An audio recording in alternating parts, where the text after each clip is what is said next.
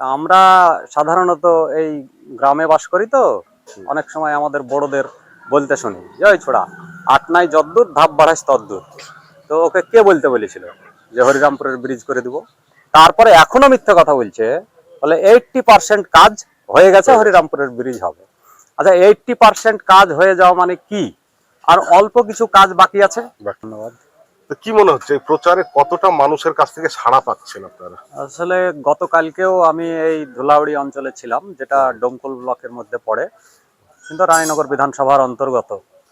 তাতে মানুষ যেভাবে অভূতপূর্বভাবে সাড়া দিচ্ছে, তা মানে আমাদের পার্টি এবং আমাদের পার্টির নেতৃত্ব এবং আমি তো বটেই, তাতে আপ্লুত বলতে পারেন।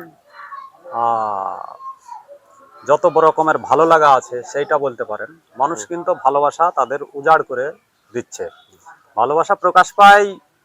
যে কোথাও যাচ্ছি, আমরা চাইছি যে যত তাড়াতাড়ি মানুষের কাছে পৌঁছানো যায়, কিন্তু তারা এক কাপ চা না খেয়ে উঠতে দেবে না। কোনো দোকানেই বলে দিচ্ছে যে মিষ্টি খেতেই হবে। সাধারণত বিভিন্ন রকম ভাবে ভালোবাসা প্রকাশ হবে। এই যে এখানে এসছি, দুপুর বেলায় আমরা একটু রেস্ট নিব, ওরা ভাত না খাইয়ে ছাড়লো না আর কি। কাজেই এই আন্তরিকতা থেকেই বোঝা যায় যে ধুলাউড়ির মানুষ এবং রানীনগর বিধানসভা কেন্দ্রের মানুষ আমাদের প্রতি কতটা আস্থাশীল হয়ে উঠেছে। আরেকটা বিষয় আপনার কাছে জানতে চাইবো যে গত বছর বিধানসভায় যখন এখানে সৌমিক হোসেন লড়েছিলেন, তার অন্যতম একটা এজেন্ডা ছিল যে হরিরামপুর ঘাটে ব্রিজ তৈরির। তো কদিন থেকে আবার শুনতে পাচ্ছি যে এতদিন আমাদেরকে উনি মিথ্যে বলেছেন, মানুষকে ভুল বুঝিয়েছেন, এখন শুনতে পাচ্ছি নাকি যে হরিরামপুর ঘাট তার বিধানসভা এলাকাতেই পড়ে না। তো এই বিষয়টাকে কিভাবে দেখছেন? আসলে তৃণমূল কংগ্রেসের মিথ্যে কথা বলা তাদের জন্মগত অধিকার এবং চরিত্রগত স্বভাব। তার কারণ হচ্ছে, গোটা বিধানসভা এলাকার মানুষ 2021 সালে জানলো যে তিনি জিতলেই হরিরামপুরের ব্রিজ হবে, হওয়া দরকার, সেটা আমরাও দাবি জানাচ্ছি। কারণ হরিরামপুর ঘাটের যে ব্রিজ, সেই ব্রিজ হলে ডোমকল সাব ডিভিশন তো বটেই, করিমপুরেরও একটা, নদিয়া জেলার একটা বড় অংশ তাতে উপকৃত হবেন। তো তিনি ঘোষণা করেছিলেন যে আমাকে ভোট দিয়ে জিতিয়ে দিন, আমি এই ব্রিজ তৈরি করে দেব। এখন 2026-এর এই যে বিধানসভার নির্বাচন ঘোষণা হয়ে যাওয়ার পরে 5 বছর বাদে তিনি ওখানে ফিতে দিয়ে মারতে গিয়েছিলেন যে রানীনগর বিধানসভা কত দূর পড়ছে আর ভগবানগোলা বিধানসভা কত দূর পড়ছে।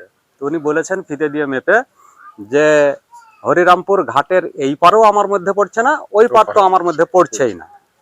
আমরা সাধারণত এই গ্রামে বাস করি তো অনেক সময় আমাদের বড়দের বলতে শুনি যে ওই ছোড়া আট নাই যদ্দূর ধাপ বাড়াস তদ্দূর। তো ওকে কে বলতে বলেছিল যে হরিরামপুরের ব্রিজ করে দিব? তারপরে এখনো মিথ্যে কথা বলছে, বলে 80% কাজ হয়ে গেছে, হরিরামপুরের ব্রিজ হবে। আচ্ছা, 80% কাজ হয়ে যাওয়া মানে কি? আর অল্প কিছু কাজ বাকি আছে। তাহলে আর কদিন বাদ দিয়ে মানুষ ব্রিজটা দিয়ে যাতায়াত করতে পারবে? তো সেটা জিজ্ঞেস করবেন তো যে 80% কাজ হয়ে যাওয়া মানে কি? মিথ্যাচার ছাড়া কিছু নাই। মানুষের সামনে যত রকমের মিথ্যাচার ভাওতাবাজি করা যায়, সেই ধরনের কাজটা চলেছে এই রানীনগর বিধানসভা কেন্দ্রের মানুষের সঙ্গে। আরেকটা বিষয় যেটা মানে এখন ভাবাচ্ছে, যেটা আজ থেকে 10 বছর 15 বছর আগেও ভাবাতো না, যে একটা পয়সা বড় ফ্যাক্টর আজকের নির্বাচনে লড়াই করতে গেলে। যিনি তৃণমূলের দাঁড়িয়েছেন তিনি তো প্রচুর পয়সার মালিক, এবং কংগ্রেসেরও যিনি প্রার্থী হবেন তিনিও প্রচুর নাকি পয়সা খরচ করছেন। তো সেই পয়সার কাছে আপনাদের দেখছি এইরকম কিছু সাধারণ গ্রামের খেটে খাওয়া মানুষ আপনাদের হচ্ছে সম্পদ। তো কিভাবে ওদের পয়সার কাছে নির্বাচন লড়াই করবেন? পয়সাওয়ালারা কখনো গরিব মানুষের পাশে থাকে না। তারা চায় তাদের পুঁজি আরো কিভাবে বাড়বে। একমাত্র ভারতের কমিউনিস্ট পার্টি মার্ক্সবাদী যারা গরিব মানুষ তাদের সঙ্গে থাকে এবং তাদেরকে সঙ্গে নিয়ে যেতে চায়। পৃথিবীর যত ইতিহাস, লড়াই সংগ্রাম, আন্দোলন, বিপ্লবের দেখবেন, তাতে পয়সাওয়ালারা গরিবদের বিরুদ্ধে লড়ে আর গরিব মানুষই তাদের বিরুদ্ধে লড়ে এবং জিতে। কাজেই পয়সাটা কোনো ফ্যাক্টর না।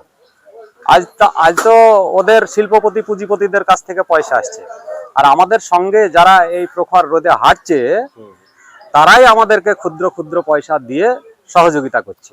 কারণ একমাত্র ভারতবর্ষের রাজনৈতিক দল যা কোনো নির্বাচনী বন্ড আদায় করে না বা নেয় না, বিরোধিতা করে সুপ্রিম কোর্টে মামলা করেছিল, সেই মামলায় আমাদের পক্ষে রায় হয়েছিল যে এটা অন্যায়। বিজেপির পরে একটা আঞ্চলিক দল তৃণমূল কংগ্রেস, যারা দ্বিতীয় স্থানে এই নির্বাচনী বন্ডের টাকা পেয়েছে। কাজেই পরের পয়সা ওড়াতে তো মজা লাগবে, কিন্তু পয়সা দিয়ে মানুষকে কেনা যায় না, সেটা রানীনগর বিধানসভার মানুষ এবারে প্রমাণ করে দিবে। তার মানে জয় সম্পর্কে আপনারা নিশ্চিত? আমরা নিশ্চিত নয়, মানুষ নিশ্চিত। তৃণমূল কংগ্রেস, এবং যার কথা বললেন যে কংগ্রেসের সম্ভাব্য প্রার্থী হতে চায়, সে যদি হয় তাহলে জানবেন যে তৃণমূল কংগ্রেসের রানীনগর বিধানসভায় দুটো প্রার্থী, মানে বর্তমান রানিং বিধায়ক জিতলেও তৃণমূল কংগ্রেস, আর যে হতে চাইছে সম্ভাব্য যে হতে চাইছে সেও তৃণমূল কংগ্রেস। কাজে মানুষ বিচার করবে যে কাদেরকে জেতাবে। অনেক অনেক ধন্যবাদ।